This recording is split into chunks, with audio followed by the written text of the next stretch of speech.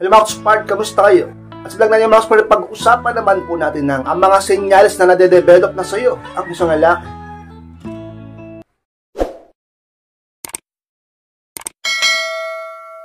At kung handa na kayong lahat ay magsarap po tayo at muli, be inspired!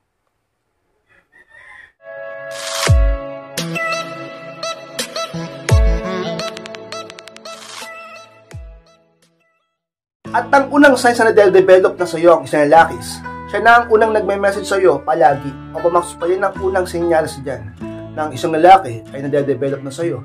O na ba ibig sabihin na develop? Ibig sabihin nun, nahuhulog na sa iyo. Talaga mang unti-unti ka na nagiging mahalaga sa kanya, unti-unti ka na nagugustuhan o minamahal.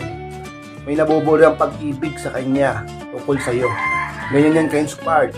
At ang isa nga sa mga pinakasenyales ay siya na lagi ang unang nagme-message sa iyo. Dahil malamang sa malamang kapag siya ay nade-develop na sa iyo, ay palagi ka na pumapasok sa isipan niya.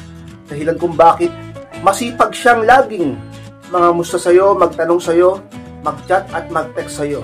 Kung ganyan ang nararanasan mo, palagi nagtataka ka sa mga sinyals ka-inspired na ang isang lalaki ay nade-develop na sa iyo or umiibig na sa iyo ka-inspired. At ang pangalawang senyales mga Spark na nade-develop na sa iyo ang isang lalaki, curious na siya palagi kung anong ginagawa mo. O pumaksok pa dyan ang pangalawa. Tulad nga sinabi ko, pag ang isang lalaki ay nade-develop na sa iyo, palagi ka na niyang naiisip at naaalala. Tumatakbo ka na palagi sa utak niya.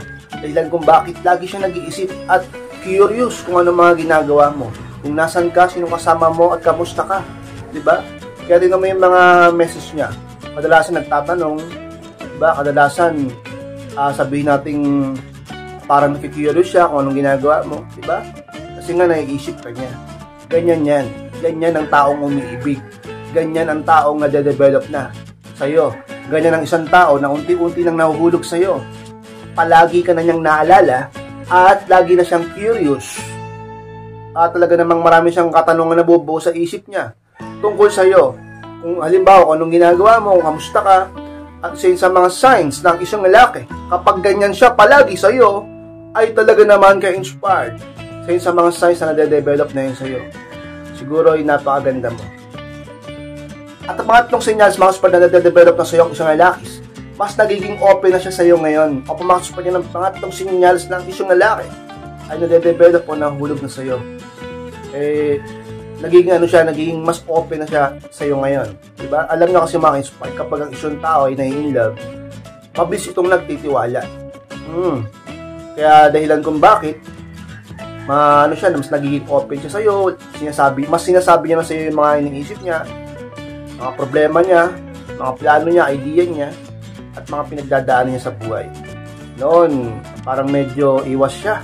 Noon, medyo, parang malihib siya sa'yo at hindi niya sinasabi yung ibang bagay, pero ngayon mas open na siya, napapansin mo yun, diba? Bakit naman magiging ganon? Sabi ng iba kay Spark, diba? Ganon naman talaga pag tumatagal. Bakit? Ganon din ba siya sa iba? Ganon din ba siya sa mga ibang tao? Yung mga medyo lihim niya sa buhay, yung mga tinatago-tago niya sa buhay, sinasabi niya rin ba sa lahat? Hindi ba sa'yo lang?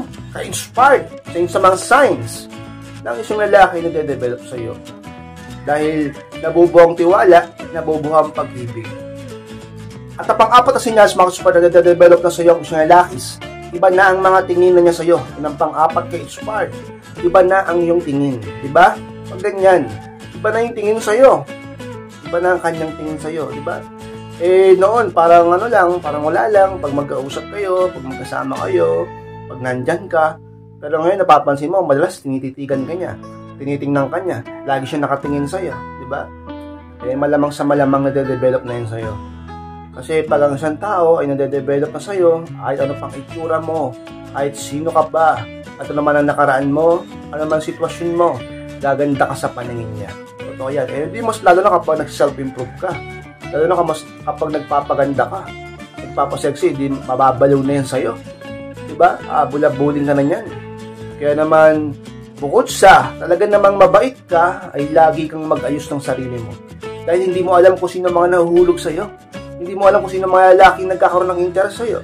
Hindi mo alam kung sino mga taong nade-develop sa'yo, bagay na talaga naman totoo. lilihim lang sa'yo hanggang sa mapansin mo. Isa sa mga signs ng isang lalaki ay nagkaagusto na sa'yo, nahuhulog o nade-develop na sa'yo. Palagi na siyang nakatingin sa'yo. Iba na ang mga tingin na niya sa'yo. Dati hindi naman ganon. Ibang-iba sa ngayon, ka-inspire. At ang palamang sinyas, mga na nade-develop na sa'yo ang isang lalaki, palagi ka lang niyang hinahanap-hanap. O pumasok pa niya ng panlima, lagi ka lang niyang hinahanap-hanap. Diba? Sa kaibigan mo, nagtatanong siya, sa kaibigan niyo, o kakilala mo, o kamag-anak. Okay naman, ikaw, siya mismo, sinasabi niya, nasaan ka, kamusta ka? Kanina pa kita hinihintay, kanina pa kita hinahanap. Mga ganun, nagtataka ka, bakit hinahanap mo ako? Bakit hinihintay mo ako? Diba? Doon pa lang sa hinahanap ka niya, ibig sabihin nun, iniisip ka niya. Doon pa lang sa hinahanap ka niya, ibig sabihin nun, namimiss ka niya, gusto ka niya makita, makausap, makasama. Diba? Kung wala namang dahilan para hanap-hanapin ka niya, wala namang kayong meeting, wala namang kayong pinag-usapang magkikita kayo, wala namang kayong pinag-usapang mag-uusap kayo, pero bakit hinahanap-hanap ka niya? At isa ngayon sa mga dahilan kung bakit lagi siyang message sa iyo at tanong ng tanong, nakikurious sa iyo, diba? Hinahanap-hanap ka ng isang lalaki na de-develop sa iyo. Kahit ikaw naman pag ikaw nagka-crush ka na o nagka-gusto ka na o umiibig ka na, nade-develop ka na sa isang tao, di ba parang lagi mo siyang hinahanap-hanap? Pagising mo sa umaga, talaga namang siya lagi pumapang sa utak mo. Bago matulog sa gabi, lagi siyang iniisip mo. Kakain na lang, magkatrabaho, mag-aaral, lagi pa siyang talaga namang ka-inspired tumatakbo sa utak mo, ka-inspired sa mga signs na ikaw ay talaga namang napapalapit sa isang tao. Bagay na ang isang lalaki, signs na ang isang lalaki ay nade-develop na sa iyo. Palagi kanyang hinahanap-hanap, ka-inspired. At ang pang-ano sinyas, mga spar na nade-develop na sa iyo ang isang lalaki, handa siyang gumastos palagi para sa iyo. Yan ang pang-ano at pinakahuling ka-inspired.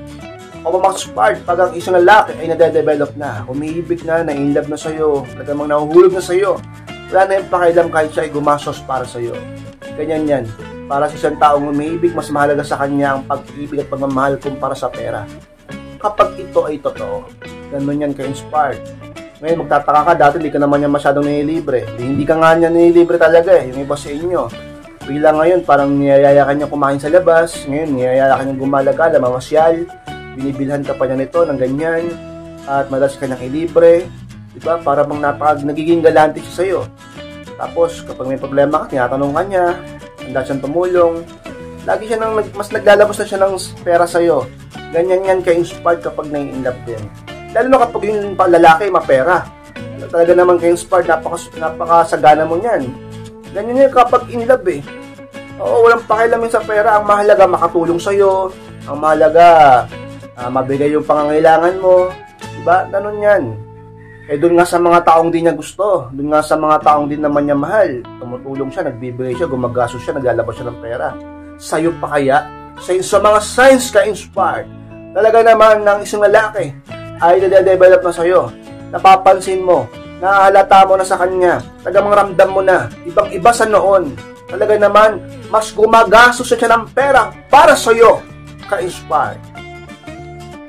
Mas lang po na maraming salamat po, Max-Inspired, sa pagtapos po ng vlog na ito. Tapos pong kalimutan na mag-like, comment, share na rin po upang makatulong din tayo sa iba. At sa mga hindi pa po nag-subscribe, ay subscribe na po, Max-Inspired, at click nyo na rin po notification bell upang maging updated kayo pag may bago po akong i-upload na video. At sa mga gustong magpa-advise, magpa-coaching at makausap ako tungkol sa inyong mga problema sa pag-ibig in a relationship, ay pakimessage lang po sa aking Facebook, ayun po yung profile picture ko, pakichat ako, at ako mismo magre-reply sa inyo.